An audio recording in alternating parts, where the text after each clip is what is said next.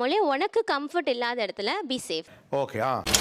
நல்லவங்கன்னு சொல்லவே முடியாது. நீங்க எல்லாருமே நல்லவரா வந்து கெட்டவரா? நான் மட்டும் இல்லாம ஒரு டேஞ்சரான ஒரு இடத்துக்கு கூட்டிட்டு போய் அவங்க அங்க பேசிட்டு இருந்தது தப்பு தாங்க. பண்ற உரிமை நம்மளுக்கிட்ட இருக்கு. நம்மளோட பாதுகாப்பு நம்ம தான் காத்துக்கணும். எல்லோரையும் நம்ம நண்பர்களா நம்ம ஏத்துக்க கூடாது. கொஞ்சம்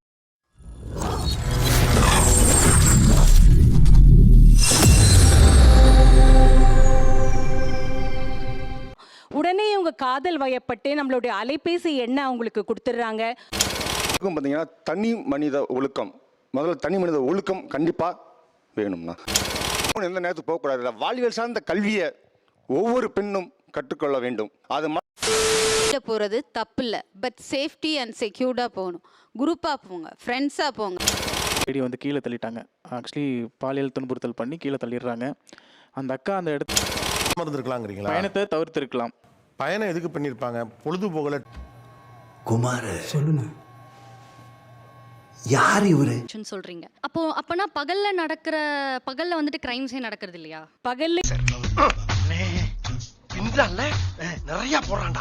பகல்ல நமக்கு பாதுகாப்பு கொஞ்சம் கிடைச்சிரும், இரவு நேரங்கள்ல பாதுகாப்பு கிடைக்காது. அங்க ஒத்துக்கிட மனசு இல்லைனாலும் அதான் நேசம். பெண்கள் ஆண்கள் ரெண்டுமே லைக் இருக்காங்க. அது ஏன் நீங்க பெண்களை விக்டிம் ஆக்குறீங்க? பெண் மீது சமுதாயத்துக்கு ஒரு அக்கறை இருக்கு, ஏன் ஆண் மேல இல்ல அந்த அக்கறை? வளர்க்கறப்ப உனக்கு பாரு பாயிண்ட் மேல பாயிண்ட் கிடைக்குது. ஆமாண்டா, ஆண்களை வந்து நீ இப்படிதான் இருக்கணும், நீ சேஃபா பாத்துக்கணும் அப்படின்னு சொல்லி ஏன் வளர்க்க மாட்டேங்கிறீங்க? ஆண் மக்களை நம்ம விட்ட நம்ம கிட்டே போடுறேன் கூட எல்லாரும் சொல்லி தான் வளர்க்குறாங்க. இன்னும் கேட்டா ஆண் பசங்களை அடிச்சு வளர்க்குறாங்க. சார் அசிங்கப்படுத்துறேன், இன்சல்ட் பண்றேன். ஆண் தப்பிச்சுக்கிறான், ஏன்னா அவனுக்கு உடல் அளவுல எந்த பாதிப்பும் கிடையாது. கற்பு போச்சுன்னா பெண்களுக்கு தான். நாங்க உங்களை இப்படி நினைச்சா தப்பா? எங்களுக்கும் கற்பு இருக்குமா?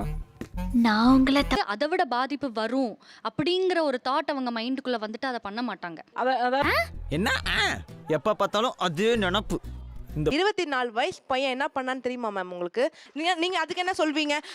அப்ப புரியுற மாதிரி சொல்றேன், இருந்தாலும் புரியாது. வெளியில பார்ட்டிக்கு தான் போவாங்க, இல்ல கிளப்புக்கு தான் போறாங்கன்றீங்க. எவ்வளவு பெண்கள் வேலைக்காக போறாங்க சார்?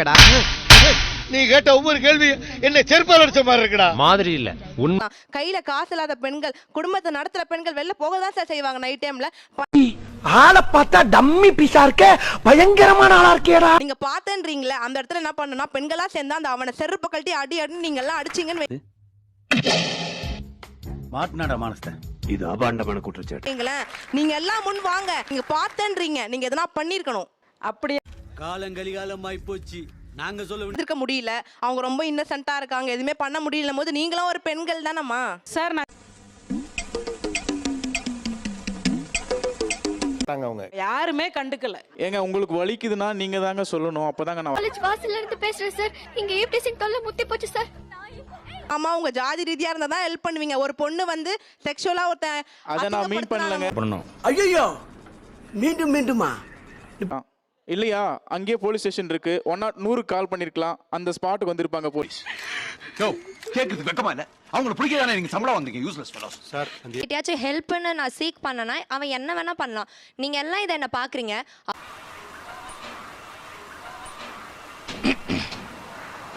இவங்களும் ஒரு லேடி தானே, அந்த இடத்துல இவங்க இருந்தாலும் இவங்க அப்படிதான் அக்செப்ட் பண்ணிருப்பாங்களா?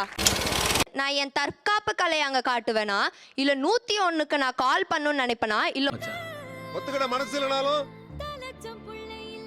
அதான் நேசம். அவங்க பார்த்தவங்க எனக்கு ஹெல்ப் பண்ணணும், அவங்க குரல் எழுப்பினா 4 பேர் எனக்காக வந்திருக்க மாட்டாங்க. அந்த இடத்துல போது தற்காப்பு கலைக்கு போவேனா 101க்கு போவேனா? ஒரு பொண்ணோட சப்போர்ட் தானங்க எனக்கு வேணும்.